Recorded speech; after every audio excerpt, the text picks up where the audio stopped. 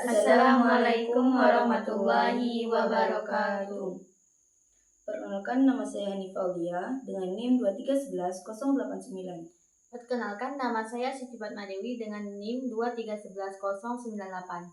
Perkenalkan, nama saya Nuryani dengan NIM 2311088. Baiklah, di sini kami bertiga akan memaparkan hasil diskusi kami untuk tugas UTS, yaitu mata kuliah aplikasi pengolahan data kuantitatif dan kualitatif dengan dosen pengampu Bapak Prianggo Kurnia Rahman, MMSI.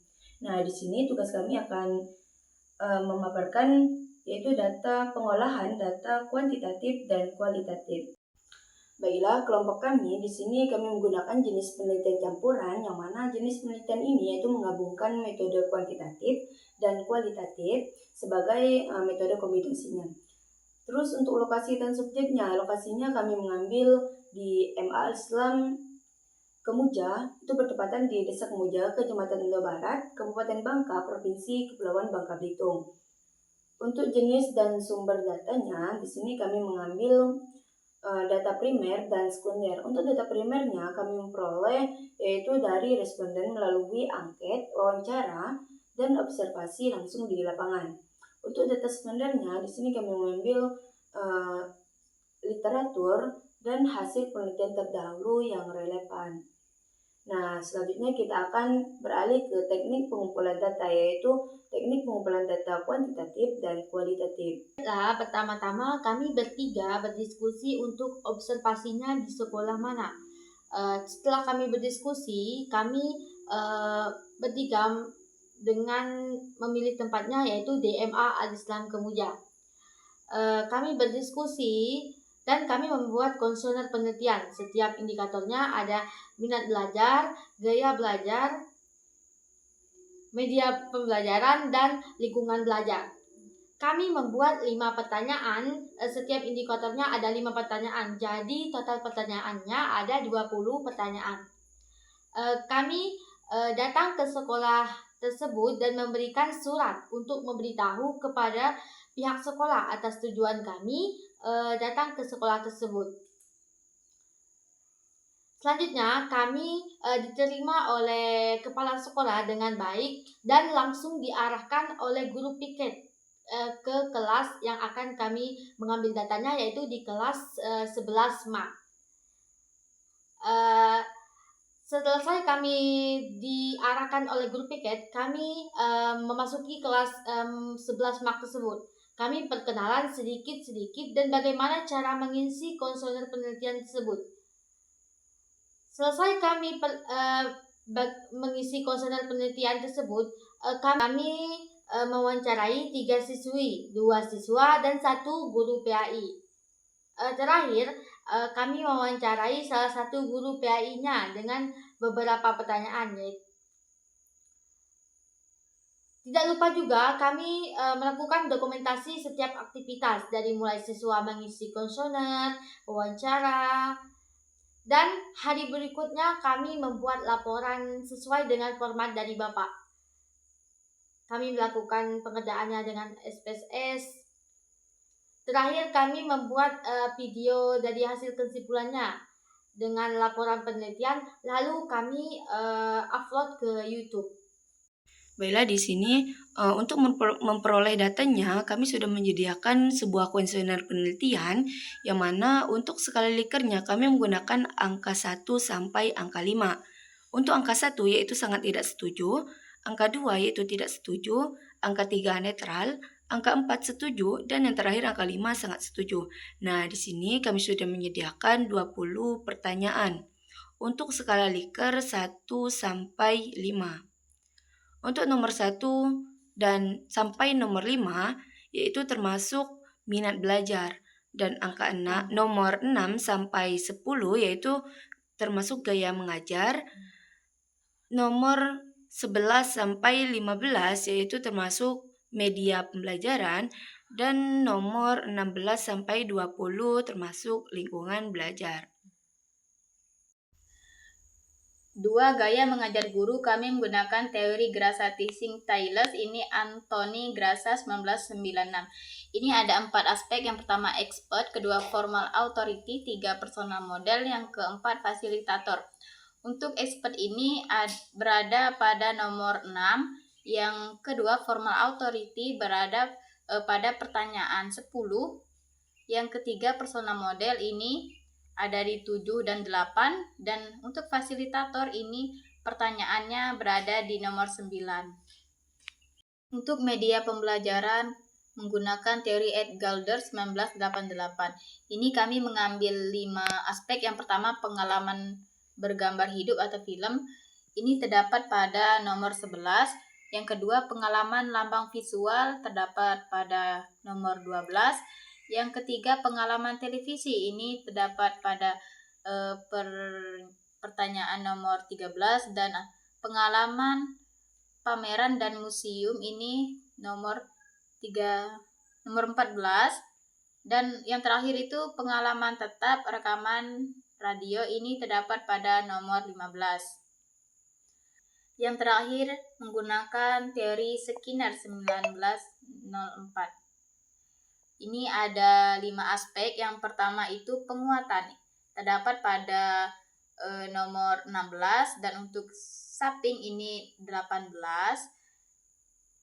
Ini untuk penghapusan di nomor 20, dan untuk perbedaan ini terdapat di nomor 19, dan terakhir itu generasi itu terdapat di nomor 17. Baiklah, itulah ada beberapa teori yang kami gunakan dalam menyusun instrumen penelitian kami. Baiklah, di sini kami sudah menyediakan sebuah tabel yang mana dari hasil pengolahan data kuesioner tadi, agar lebih memudahkan untuk mengisi di data SPSS. Nah, untuk pertama yaitu kita akan menguji deskriptif statistik, yaitu mean dan standard deviation. Nah, untuk mengeceknya kita di sini cuma memperoleh skornya saja. Untuk data skornya saja kita gunakan dari mulai minat belajar, gaya mengajar, media pembelajaran sampai ke lingkungan belajar. Nah, kita copy saja dengan menggunakan Ctrl C.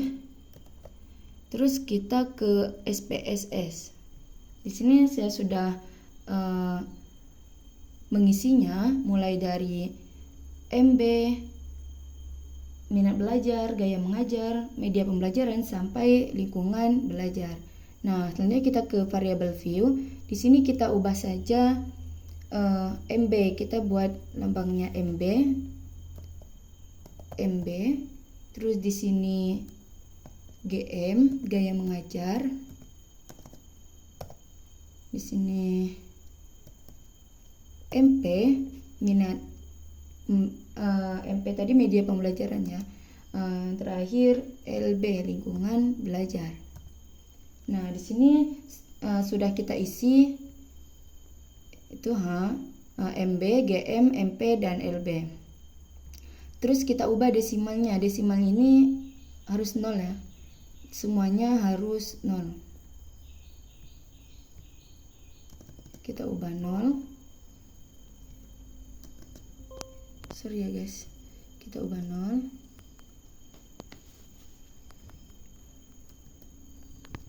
Upload. Kok laptop main seorang mah?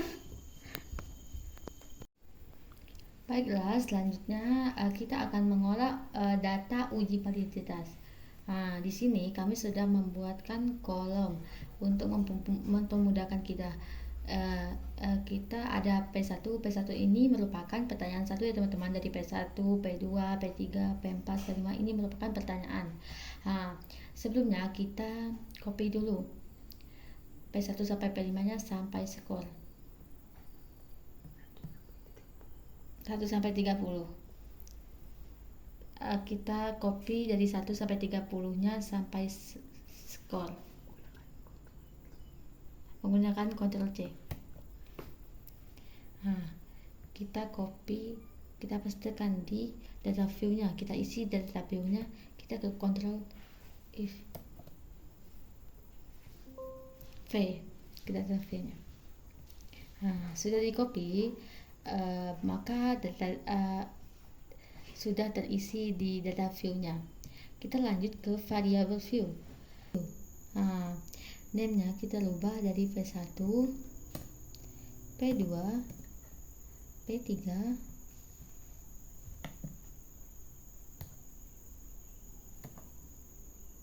P3,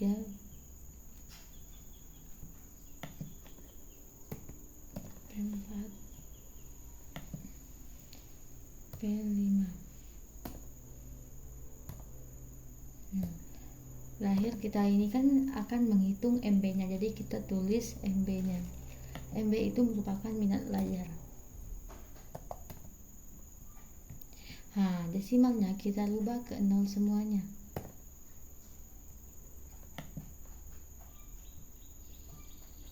Rubah ke 0 semua.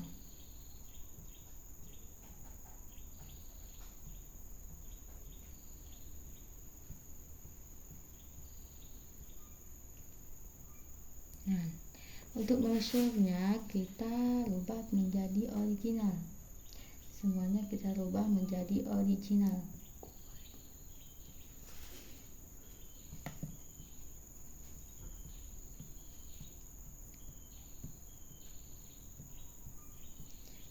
Setelah dirubah measure-nya, kita ke analisisnya teman-teman. Kita klik correlate, kita ke Brave, kita klik correlate, kita ke Brave, kita ke Ctrl A, kita salin ke variable, kita ke option, lalu kita ke continue, lalu klik OK. Ini merupakan hasil dari data perhitungan dari uji validitasnya.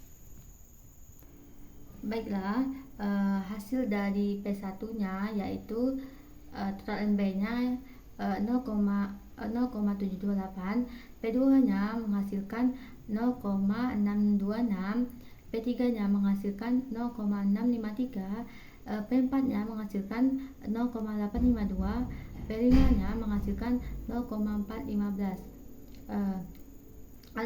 Nilai korelasi tertinggi terdapat pada P4 yaitu 0,82. Sedangkan nilai korelasi terendah terdapat pada P5 yaitu 0,415. Hasil uji validitas menggunakan analisis korelasi Pearson terhadap 30 responden diperoleh bahwa seluruh butir pernyataan tes 1 P1 itu merupakan pertanyaan 1 sampai pertanyaan 5 memiliki nilai korelasi positif dengan skor total MB-nya dan nilainya signifikan lebih kecil dari 0,05. Hal ini menunjukkan bahwa setiap item pernyataan memiliki hubungan yang signifikan dengan total skor sehingga seluruh butir itu dinyatakan valid. Untuk mencari data selanjutnya seperti gaya mengajar, media pembelajaran, ataupun lingkungan belajar, sama caranya. Cuman ini hanya diganti saja. Misalkan kita mau mencari tentang gaya mengajar, kita tinggal rubahkan saja dengan GM saja. Dan data view-nya dirubah juga sesuai dengan apa yang mau kita olahnya. Kalau kita mau mengolah gaya mengajarnya, maka kita juga harus mengganti dengan gaya mengajar juga. Jangan sama dengan minat belajar. Selanjutnya kami akan menghitung uji rehabilitasnya. Yang pertama-tama kita ke data view-nya dulu. Tadi kita akan menghitung MB-nya. Ini merupakan skala Likert siswanya. Setelah itu kita ke variable view, kita rubah ini sama dengan uji validitas tadi, V1, P2, P3, P4, P5 sampai MB-nya. Desimalnya sudah dirubah yaitu 0,00000. Kita ke analisis. Setelah kita ke analisis, kita ke skala. Lalu kita ke reliability analysis.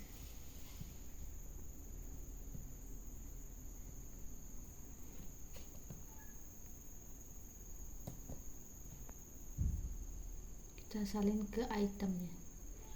Nah, setelah itu kita ke statistik. Kita centang correlationnya. Lalu kita ke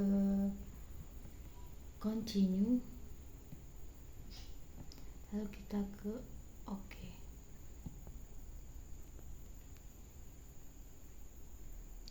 Nah, ini merupakan hasil dari uji rehabilitasnya.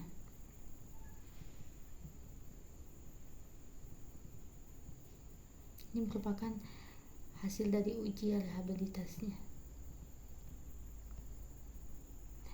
Nah, cara dari uji rehabilitas ini juga sama, dari mulai minat belajarnya, gaya mengajarnya, sama caranya. Media pembelajarannya, lingkungan belajarnya sama, dari mulai yang dijelaskan tadi, cara dari minat belajarnya. Inilah hasil dari uji reliabilitas. Sedangkan uji reliabilitas nilai Cronbach's alpha sebesar 0,754 dan Cronbach alpha based on standard itemnya dengan sebesar 0,827, sedangkan jumlah itemnya itu 6, P1, P2, P3, P4, P5 sampai MB-nya dengan 6 item. Karena nilai alfa berada di atas 0,70,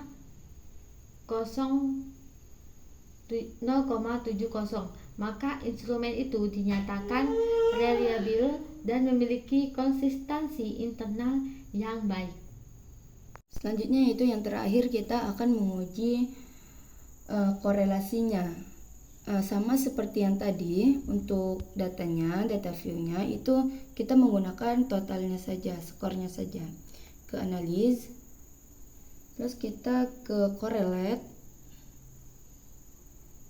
terus ke bivariate, terus Ctrl A, kita pindah saja ke variabel, terus option, kuncinya Oke. Nah, inilah nilai uji korelasinya.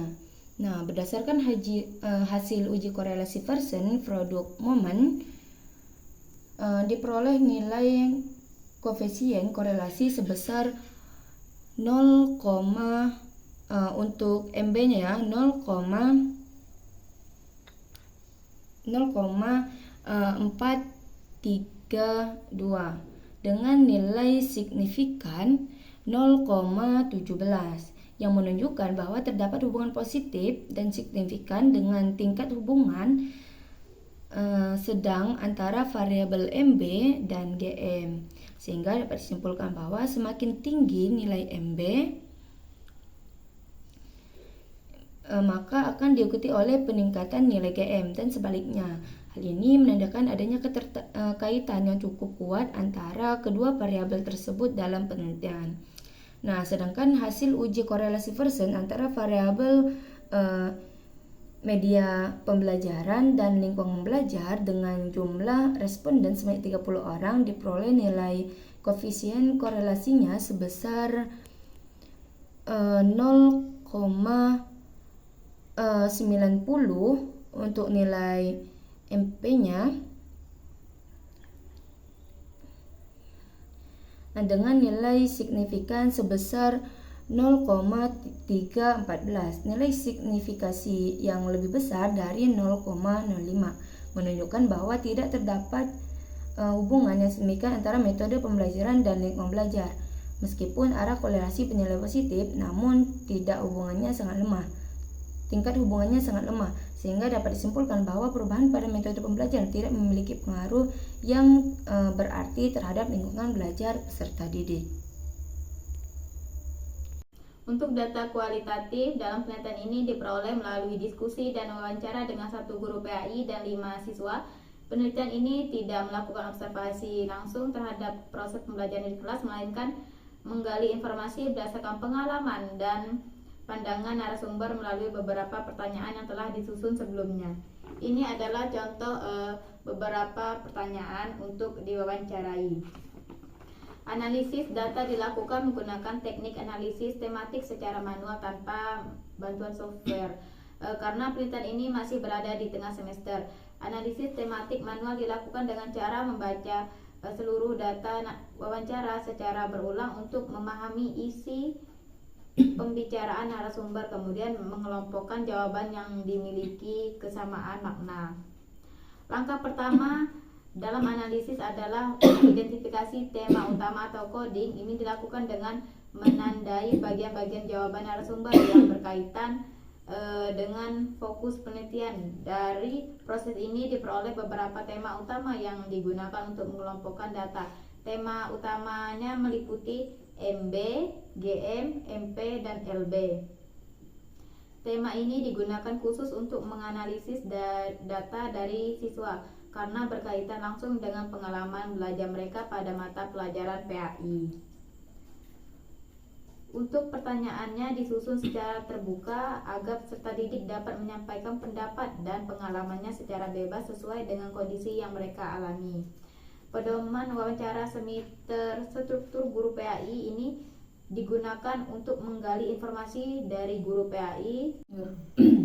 Baiklah, itulah penyampaian hasil penelitian kualitatif dari kelompok kami. Mungkin ini saja video hasil diskusi kami, yaitu video UTS. Jika terdapat kesalahan dalam video, itu kesalahan kami sendiri, kami mohon maaf atas kehilafannya. Kami akhiri, wassalamualaikum warahmatullahi wabarakatuh.